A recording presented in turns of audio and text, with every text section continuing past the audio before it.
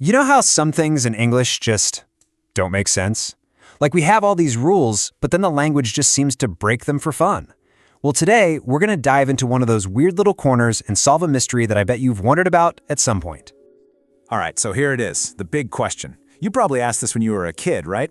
I mean, think about it. We say 21, 31, 91. So why in the world don't we say onety-one? It just feels wrong. It's like there's a pattern, and then bam, it just stops.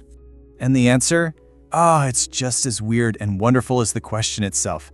See, the thing is, English isn't some neat and tidy system with perfect rules. Nope. It's basically a chaotic time traveler, just grabbing all these strange souvenirs from different eras and stuffing them into its pockets. So to get to the bottom of this, we've got to meet a couple of real troublemakers. I'm talking about a pair of numbers that just looked at the rules and said, nah, not for us. Let's get to know English's number rebels. Okay, so look at this. The pattern is super clear, right? On one side, you've got the good guys, the ones that follow the rules, 13, 14, 21. That whole teen system makes perfect sense. But then you have our rebels over here, 11 and 12. They are the total odd ones out, just completely ignoring the system everyone else is using. So the real question is, why? Why are these two so different? Well, to figure that out, we've got to fire up our own time machine. We're going to have to journey way, way back to the very roots of the English language to see where this all started.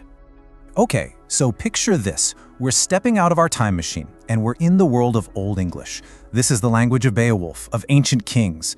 And right away, we notice something weird. The way they count is totally different. That nice, clean, logical pattern we're so used to, yeah, it's just not here, at least not for these early numbers. And this is where we find our first huge clue. The word 11, it actually comes from an Old English phrase that basically means one left over. Seriously, think about that. You count to 10, and what do you have? One left over.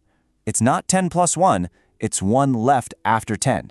A totally different way of thinking about numbers. And guess what? It's the exact same logic for 12. The original Old English word literally meant two left over. So again, it wasn't about adding, it was about what was remaining after you finished that first group of 10. Pretty cool, huh? Okay, so that explains where they came from. But that raises another question, right? If that was the old way, why did it only stick around for these two numbers? Well, the answer is this absolutely fascinating concept called a linguistic fossil. And it's all about words that are just too stubborn to change. So let's just quickly trace the history here. We start way back in Old English with this whole leftover system, but then as the language evolves, a new, much more logical system starts to take over. The teen system we know today, 13, 14, it was the cool new trend, and most of the other numbers jumped on board. But not our two rebels. See, 11 and 12 were used so often, so commonly in everyday speech that they just stuck. They were basically too popular to change. They were so deeply ingrained in how people talked that the new system just couldn't replace them. They just flat out refused to get with the times. And that phenomenon, that stubborn holdout, has a name. It's what we call a linguistic fossil. And it's a perfect name for it, right? Just like a dinosaur fossil tells us about an ancient world, a word like 11 is this tiny, preserved piece of history in our language. It's a reminder of old rules and a whole way of thinking that has pretty much completely disappeared.